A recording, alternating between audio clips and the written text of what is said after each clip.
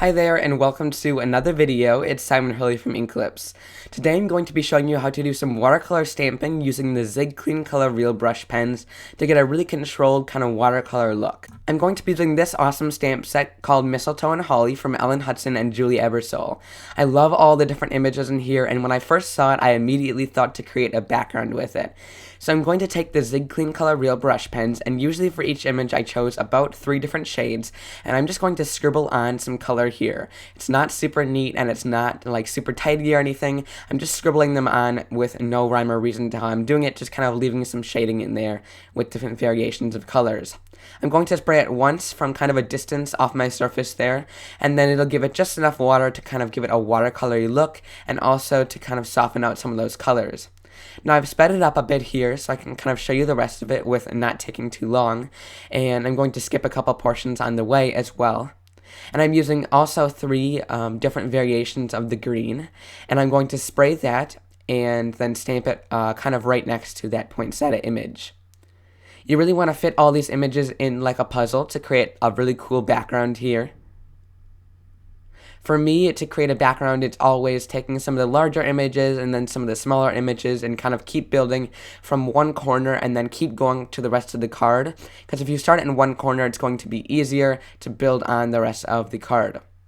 You can also start in the center to do that same technique, but you want to start in one point of the card and not skip around, but stay in that same area and then keep building up.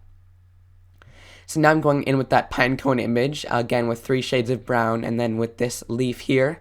So I'm starting out with some of those bigger images like I had mentioned, and now I'm going in with some of the smaller images here to fill in some of that area and some of that space. It just gives it some variation as well. I tried to also not make there too much green clumps and too much red from the poinsettia or anything like that, or too many pine cones, and I tried to keep it all varied and not kind of put all the same color in one area. So I decided to use some olivey green for this kind of branch here because that's what it kind of reminded me of, and then I'm just going to spray it as well from up top and then stamp it down onto my cardstock here. Again, kind of fitting it in like a puzzle around that pine cone. So I'm going to continue on doing this with all of my different images from this stamp set. It went by pretty quick. I wish I could stamp this quickly, but this one is sped up. But still, in reality, this only took me like 15 minutes to create this whole background, which was pretty simple and really easy to do. Some of these images have little berries on them as well, so I'm kind of going around those berries and avoiding them as much as possible so I don't get muddy color when I do the red and the green kind of together like that. And then I'm going to be adding some little pink berries there as well.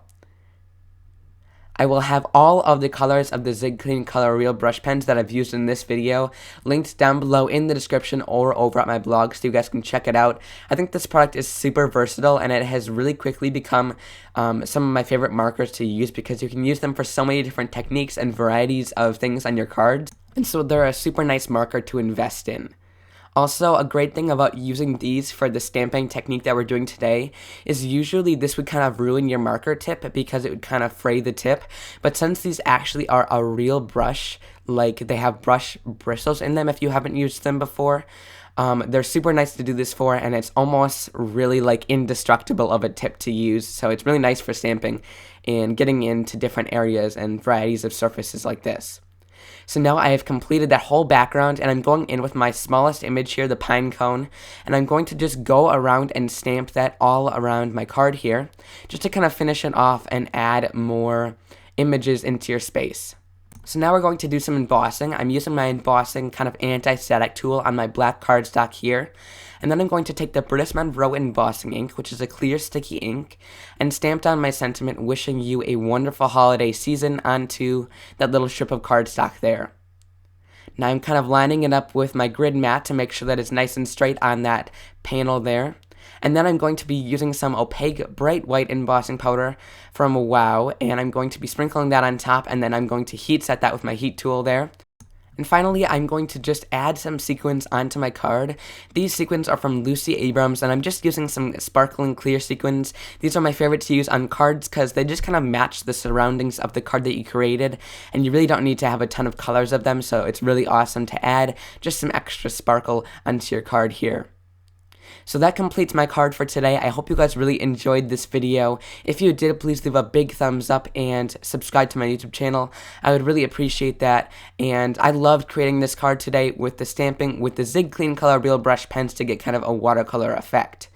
For more information, please stop over by inkclips.com for many more still photos and much more information about this card and many others.